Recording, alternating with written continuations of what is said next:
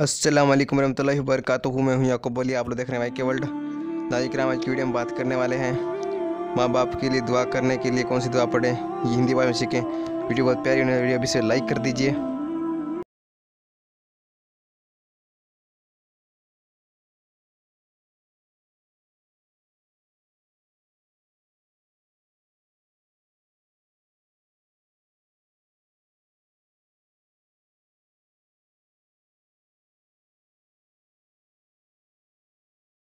तो शख्स अपनी जो हालत में उनकी नाफरमानी करता रहे तो अब उसे चाहिए कि उसके लिए हमेशा दुआ मगफिरत करता रहे और ये इस्तग़फ़ार करता रहे, तो उसे शख्स का नाम फरमादारों में से शुमार हो जाएगा।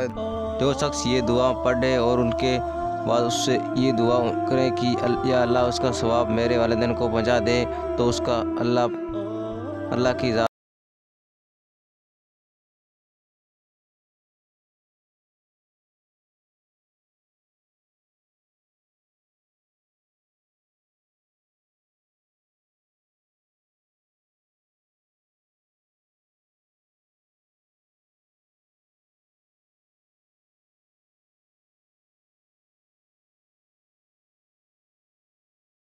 दूसरी पढ़ना दूसरी